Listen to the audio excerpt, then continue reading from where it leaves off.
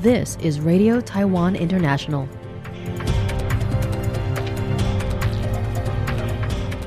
Welcome to the news on Radio Taiwan International. I'm Joey Chow, coming to you from Taipei, Taiwan, and we begin with a look at today's top stories for September 16th, 2025. Danish media reported on China's envoy targeting Taiwan and risks conflict. Experts say Taiwan drones should scale in Europe before entering the U.S. market. And Taiwan furloughs double as U.S. tariffs hit manufacturers. But first, today's top story. Danish media reported that the Chinese ambassador's disrespectful behavior towards Taiwan's representatives, along with his criticism of Danish media, could negatively affect relations between Denmark and China.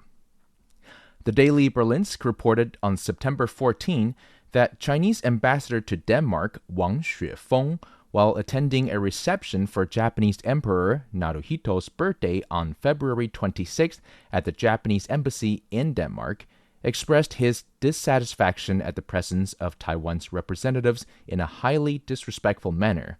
The incident was witnessed by members of the diplomatic community and Danish officials.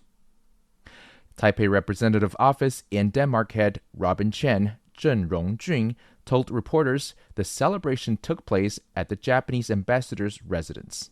After Wang and his secretary noticed Taiwan's representatives, they protested to the staff, demanding their expulsion to no avail.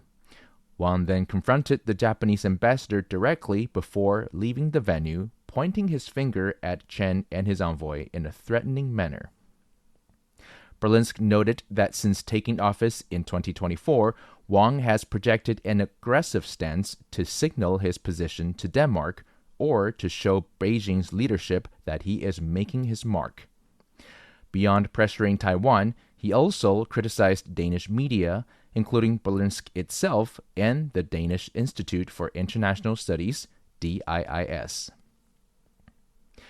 University of Copenhagen China expert Andreas B. Forsby said such behavior could heighten the risk of conflict. Danish Prime Minister Mette Frederiksen, already tough on China due to Russo-Ukrainian war, could become a target of wolf warrior diplomacy. The report also cited similar incidents in the Philippines, 2011, the Czech Republic, 2019, and Fiji, 2020. Taiwanese drone makers have not yet been added to the U.S. government's approved supplier list. Experts suggested that local companies should first expand into the European market before seeking entry into the United States.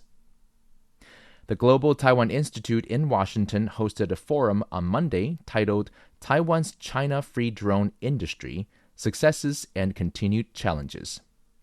Speakers included Aviation Week business editor Matthew Folko and U.S. Taiwan Business Council Executive Vice President Laura Danielson.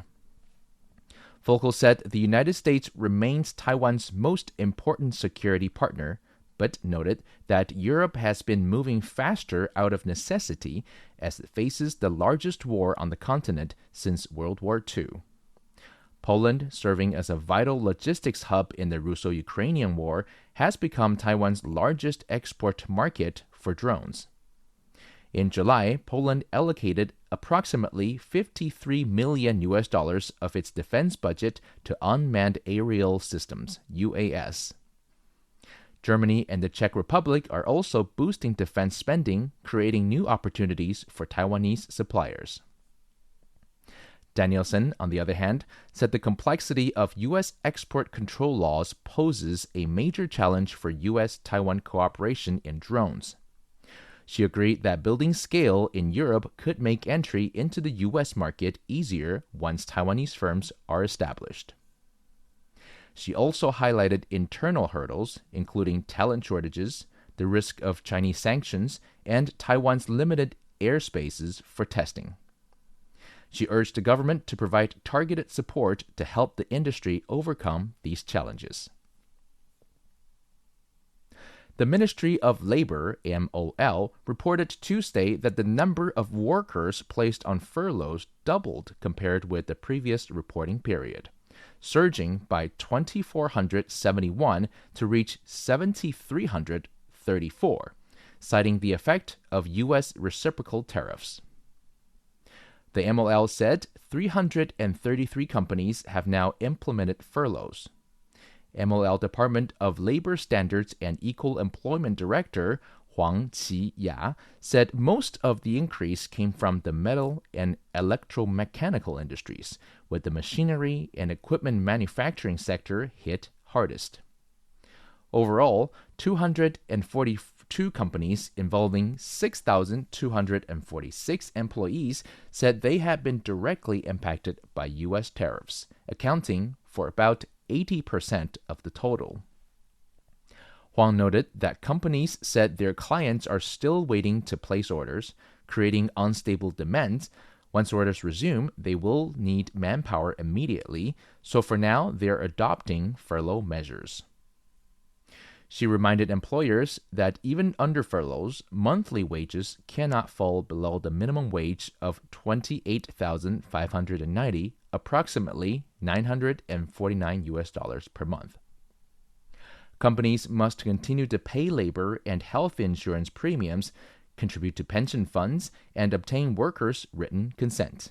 We would also like to remind employers that when implementing furloughs, it is very important, first of all, to negotiate with workers on the related furlough agreement and to sign it in writing to protect the rights and interests of both parties. Huang added that beyond the minimum wage protection, the MOL is also providing a subsidy covering 70% of the remaining wage gap to help workers maintain their livelihoods.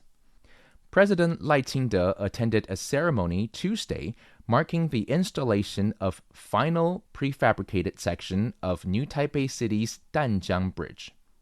He was accompanied by Transportation Minister Chen Shih-kai and New Taipei City Mayor Hou Youyi.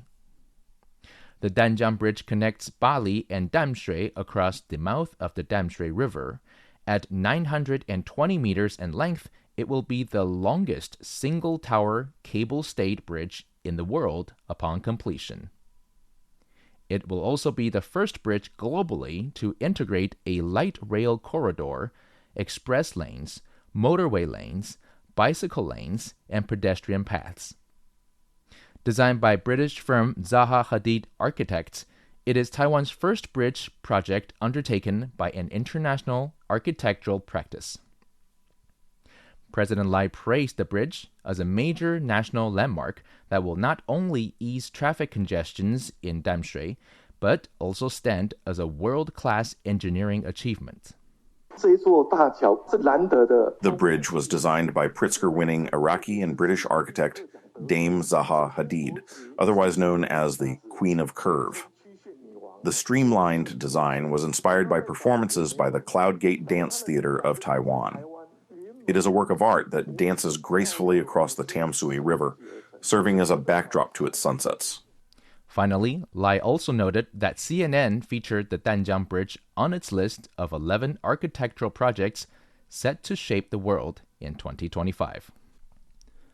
The cabinet recently approved a special budget of 236 billion NT dollars, approximately 7.3 billion US dollars, for a universal cash handout of 10,000 NT dollars, approximately 310 US dollars per citizen, which could begin as early as late October.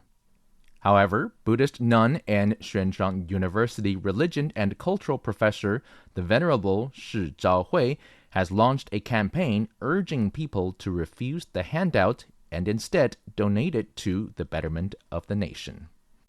The Kuomintang KMT originally proposed the cash disbursement, citing tax overcollection in 2024. Thanks for joining me for the news. I'm Joey Chow. Stay tuned for another 50 minutes of English language features brought to you by Radio Taiwan International.